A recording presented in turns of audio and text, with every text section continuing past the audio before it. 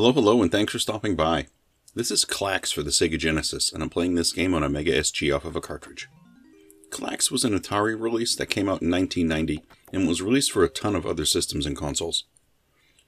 This was one of the last, or the last, official release for the Atari 2600, a version that I believe is probably pretty terrible, but that doesn't stop me from wanting to track down a copy. I used to play this particular game a lot on the Atari Lynx console, but I don't remember whatever happened to that copy. This is the Genesis version, and I already did a review of the NES version, which I liked well enough, although it did have kind of a fluorescent color palette that was a little off to me. But this version, I have to say, is really very good, especially if you like KLAX as a game, of course, and I do. I would go as far as to say I might even love this game. Now, this isn't one of those games that I'd find myself playing hours on end, but I never find myself getting mad or frustrated with this one. I play it for a bit, I enjoy it, and then I move on. I think there's something to be said for a competent game like that. This one just feels comfortable to me. The premise is simple enough. There's a conveyor belt, and these colored squares roll down the conveyor belt towards you. You control a paddle in this game, and that's at the bottom of the conveyor, and when the colored squares roll off the end of the conveyor, you can catch them. Up to 5. When you have a square on your paddle, you can push your joystick up, which will toss that particular color back up the ramp, and you can use this to sort of stall or rearrange the squares a little bit. But if you push the fire button, it will drop the top square on your paddle stack straight down. And there's the storage area that you have to fill up with these colored squares. The ultimate goal is to create a KLAX, which is an arrangement of at least 3 colors in a straight line. You can stack 3 of the same color right on top of each other, you can stack them left to right in a row, or on diagonals. When you make a KLAX, those KLAX colored cubes will disappear, and your stack will reshuffle. Now repeat until the level's over. The early levels, the sort of practice levels, I guess probably 1 through 5, they tend to sort of go a little easier, obviously, and they have instructions for you. To beat the level, you have to maybe get 5 KLAXs, or maybe 3 diagonal KLAXs. Or maybe you just need to survive for a certain period.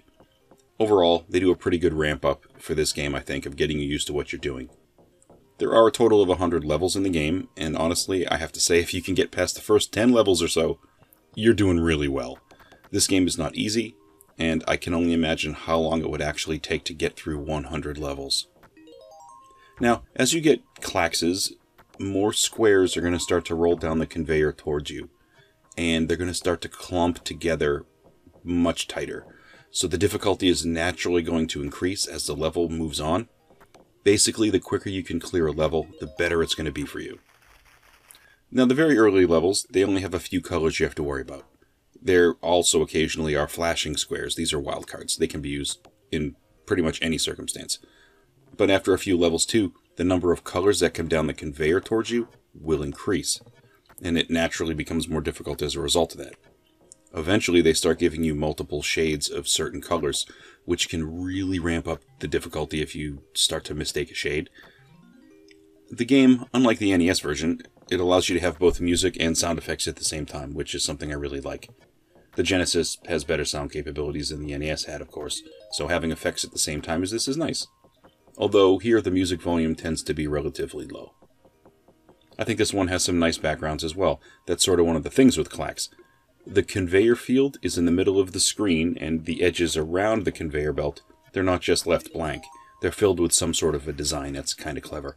In this one, at first we have like a parking lot or a factory, and there's eventually a giant hand holding up the conveyor belt, kind of like a guitar neck, or maybe it's an outer space vista where the conveyor looks like a spaceship.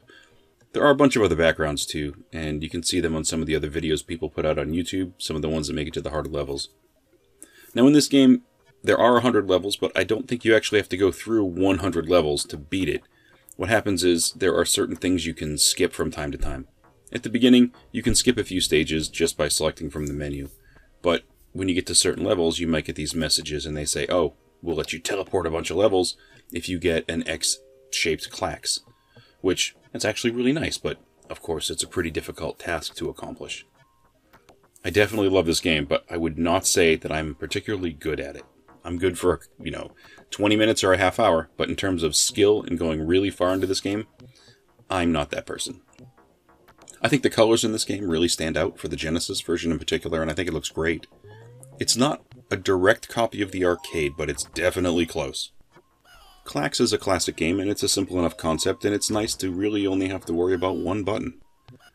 It's really just about you trying to identify colors coming down the conveyor towards you, and during that time it takes them to start and get to you.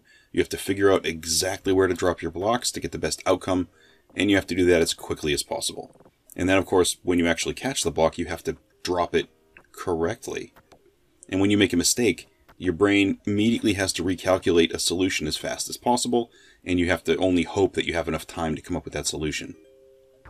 When you get a KLAX, the conveyor belt actually pauses for a split second as the KLAX disappear.